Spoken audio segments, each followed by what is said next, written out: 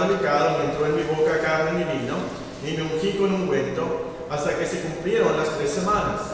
Y el día 24 del mes primero estaba yo a la orilla del gran río de aquí. Y alcé mis ojos y miré, y he aquí un varón vestido de lino, ceñido sus lomos de oro de Ufaz. Su cuerpo era como de brillo, su rostro parecía un relámpago, sus ojos como antorchas de fuego, sus brazos y sus pies como de color de bronce bruñido, y el sonido de sus palabras como el estruendo de una multitud. Y solo yo, Daniel, vi aquella visión, no la vieron los hombres que estaban conmigo, sino que se apoderó de ellos un gran temor, y huyeron y se escondieron. Quedé pues yo solo, y vi esta gran visión, y no quedó fuerza en mí, antes mi fuerza se cambió en desfallecimiento, y no tuve vigor alguno, pero oí el sonido de sus palabras.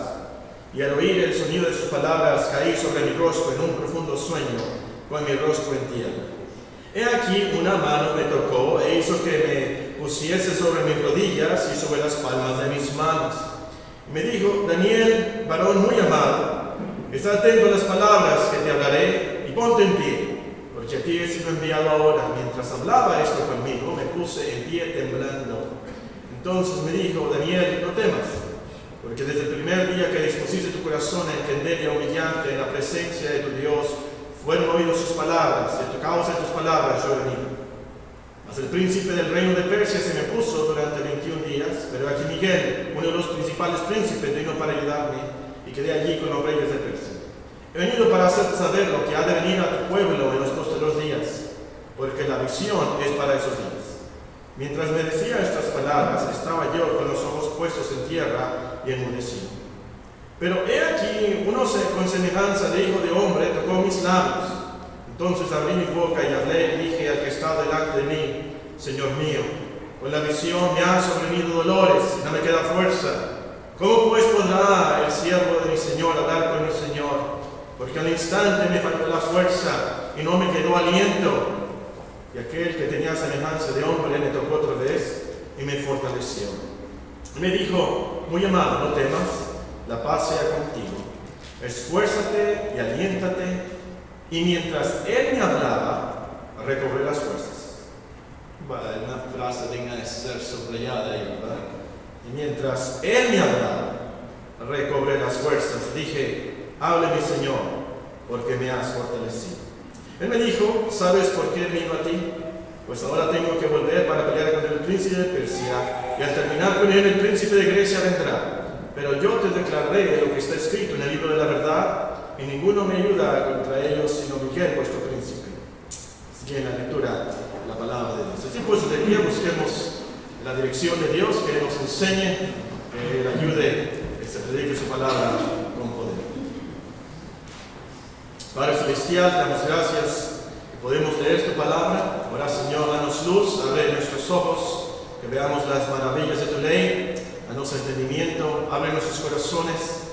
Te pedimos, Señor, que tú seas el que hable, que no sea palabra de hombre.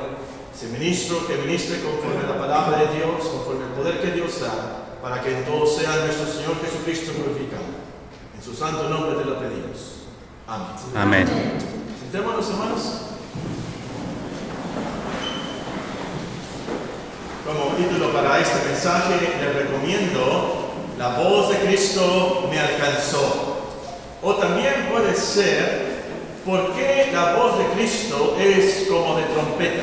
¿Por qué la voz de Cristo es como de trompeta? O pudiera ser otro título: La voz más poderosa del universo. La voz más poderosa del universo. Si tienen sus Biblias, vamos a Apocalipsis 1, el pasaje que estamos memorizando este año, comenzando con el versículo 9. Apocalipsis capítulo 1, este año vamos a memorizar un versículo por mes, del versículo 9 al versículo 20. En este pasaje, el apóstol Juan, describe una visión de Cristo en su majestad. Una visión que, por así decirlo, marca el paso a todo lo demás que va a pasar en el libro y a toda la profecía. Por ejemplo, ven el capítulo 2 y versículo 1. Escribe al ángel de la iglesia en Efeso: el que tiene las 7 estrellas en su diestra, el que anda en medio de los 7 candeleros de oro, dice esto. Y estas son las palabras que tenemos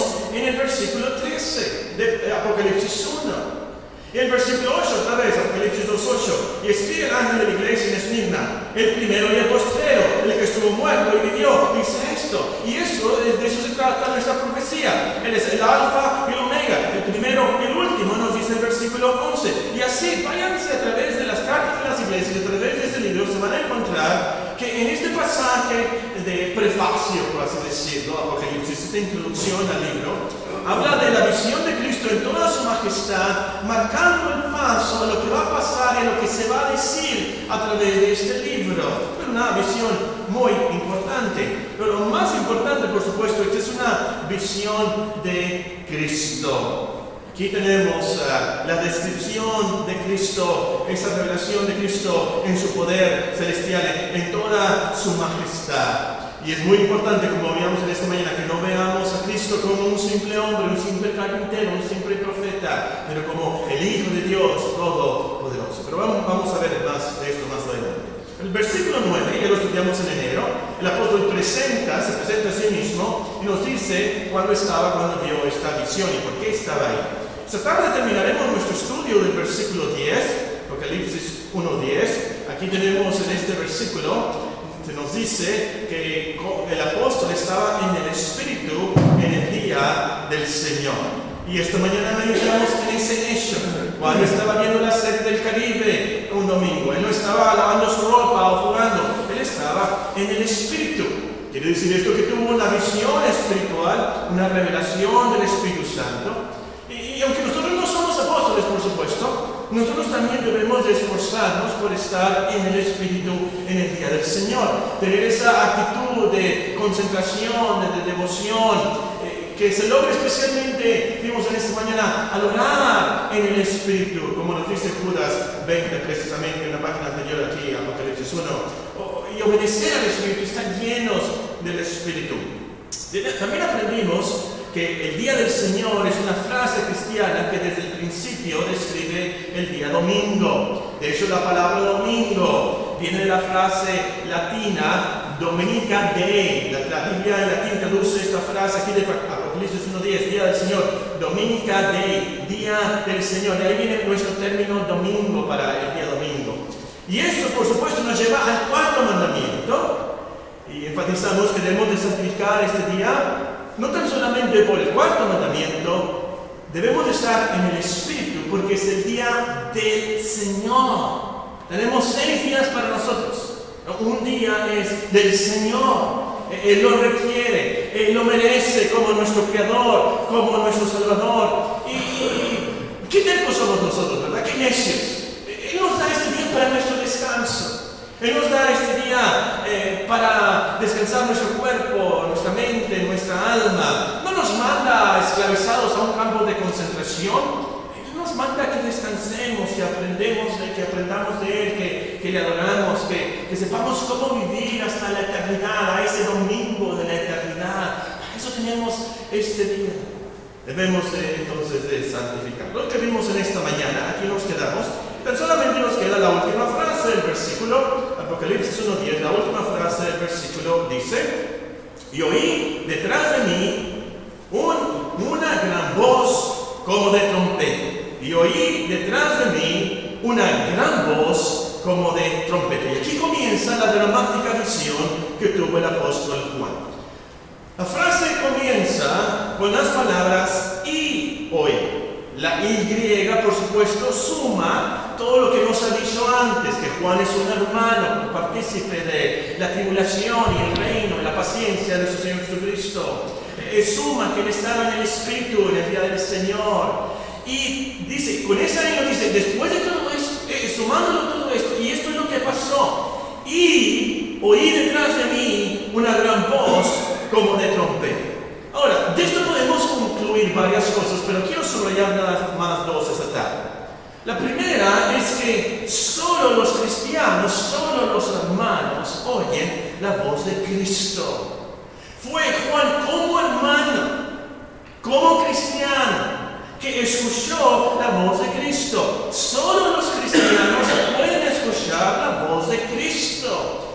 Tienen sus Biblias, hay una parábola, unas palabras que nos contó nuestro Señor Jesucristo en Juan 10, y nos dice esto de diferentes maneras. Juan 10, hablando de sus ovejas, dice el versículo 3, por ejemplo, a habla el portero y las ovejas oyen su voz. Hablando del pastor, las ovejas oyen su voz. Nos dice luego en el versículo 16, Juan 10:16, también por supuesto, Cristo es el buen pastor. También tengo otras ovejas que no son de este redil. Aquellas también debo traer y oirán mi voz. Luego nos dice en el versículo 27, mis ovejas oyen mi voz, yo las conozco y me siguen. Las ovejas de Cristo oyen su voz, sus ovejas oyen su voz. Los que estaban con Daniel no escucharon la voz de la visión, es más, tuvieron miedo, huyeron, nos dice ahí Daniel. Juan aquí era un hermano, un creyente, y por eso pudo escuchar la voz del gran pastor de las ovejas. Esto implica que el que no es de Cristo no puede escuchar la voz de Cristo. Solo el que nace de nuevo puede escuchar esa gran voz. Y es por eso que puede venir la gente a la iglesia, puede leer la Biblia, pero no oye a Dios.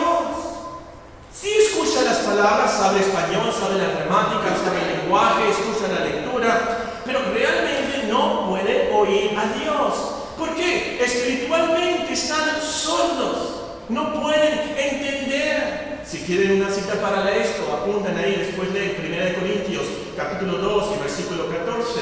O la promesa del calendario para ahora. No sé si ustedes notaron el calendario que tenemos, ¿verdad?, de la iglesia. Para ahora, la promesa dice, los malos no pueden entender, pero los que temen a Dios, los que temen a Jehová, entenderán todas las cosas. Bueno, el punto es, solo los cristianos oyen la voz de Cristo. Y es una gran misericordia de Dios esto, es una gran bendición, es un gran milagro de Dios que podamos escuchar la voz de Cristo, pero más de esto después. La otra cosa que quiero subrayar aquí al principio es que Juan oyó porque estaba en el Espíritu. Los que están en el Espíritu son los que escuchan la voz de Dios. La suma de todo nos lleva ahí y estaba en el Espíritu en el día del Señor y fue entonces que escuchó la voz de Dios. Si el domingo estás en el lavadero lavando la ropa, escuchando la radio, la caliente, todo volumen, ¿crees tú que vas a escuchar la voz de Dios? ¿Crees tú que vas a escuchar la voz de Dios? Si el domingo ves películas, fornicas, codicias, estás enojada con tu esposa, no le hablas desde la mañana, no le hablas para nada. ¿Crees tú que el Espíritu te va a ayudar a escuchar la voz de Dios? Por supuesto, lo que vemos en esta mañana. Y es obvio entonces que si venimos a la iglesia confesados ya nuestros pecados, venimos a la iglesia preparados y consagrados, así será mucho más fácil escuchar la voz de Dios. Viniendo en comunión con Dios en la actitud de oración, claro que escucharemos el mensaje de Dios. Amén. Ahora, el texto noten dice, y oí detrás de mí. Aquí veo yo, no sé ustedes, pero medité y pensé y dije, ¿qué nos dice esto? No sé, pero yo veo aquí otra misericordia de Dios. El Señor no se presentó de repente frente al apóstol. Esto lo bien matado, un ataque al corazón. Primero lo hace escuchar su voz, luego permite que lo vea. Aquí hay que tener en cuenta, el apóstol Juan era el apóstol más amado de nuestro Señor Jesucristo. Nos dice la Escritura, era el discípulo amado. Él conocía la voz de Cristo. Él ha de haber reconocido inmediatamente esa voz. Eso lo calmó en sí. Sabía que no moriría. Era la voz de su amado Señor, como dice el cantar de los cantares.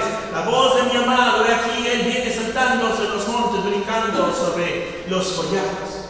Aún así, por supuesto, esa voz ha de haber sido muy impactante, lo ha de haber impresionado mucho, pues no había escuchado esa voz desde la ascensión del Señor. Y además Juan nos dice en nuestro versículo que Juan oyó una gran voz como de trompeta. Él no había escuchado a Cristo así. Y esto es algo de notarse. Cuando Cristo estuvo por primera vez en este mundo, Él no usó una gran voz como de trompeta. Aprendemos algo de esto. Isaías, se menciona también en Mateo, esto citando por supuesto al profeta Isaías, dice que cuando él vino la primera vez, no contenderá, ni gritará, ni nadie oirá en las calles su voz. Cuando Cristo vino la primera vez, el profeta dijo, no contenderá, ni gritará, ni nadie oirá en las calles su voz. Pero este es el final. Ahora, después de su exaltación, lo escuchamos con una gran voz como de trompeta.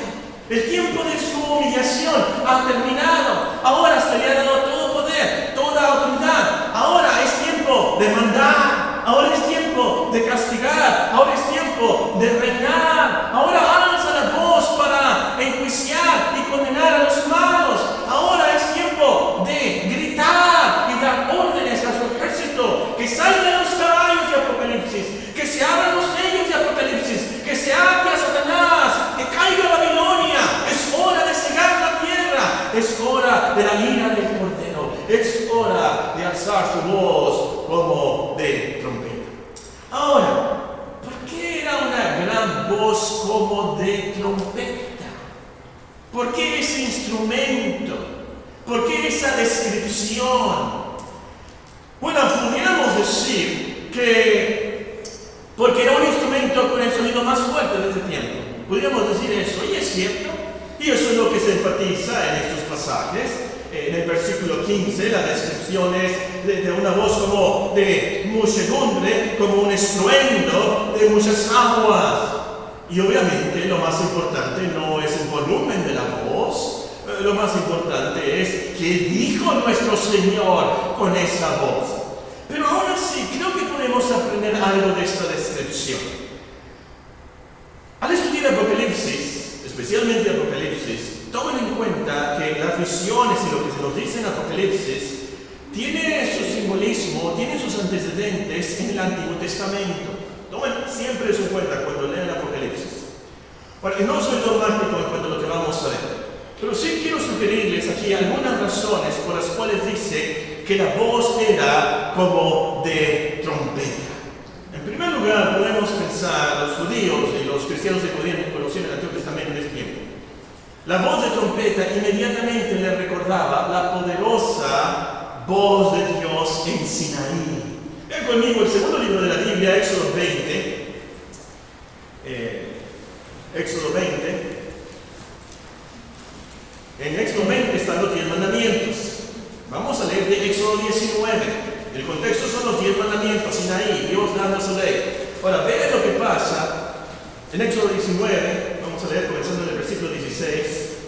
Los comentaristas también citan estas referencias en cuanto a la voz de trompeta en Apocalipsis 1. Éxodo capítulo 19, versículo 16 dice: aconteció que al tercer día, cuando vino la mañana, vinieron truenos, relámpagos, espesa nube sobre el monte, sonido de bocina, una trompeta muy fuerte. Se estremeció todo el pueblo que estaba en el campamento. Moisés sacó del campamento el pueblo para recibir a Dios. Se detuvieron al pie del monte.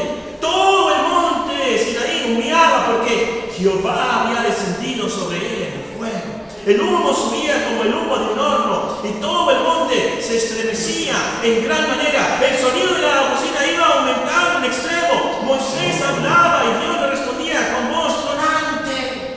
Nos dice capítulo 20, versículo 18. Capítulo 20, versículo 18. Todo el pueblo observaba el estruendo, los relámpagos y el sonido de la bocina. Y el monte Jehová humeaba. Viendo el pueblo, temblaron, se pusieron de lejos. Dijeron a Moisés: habla tú con nosotros y nosotros oiremos, pero no hable Dios con nosotros para que no muramos.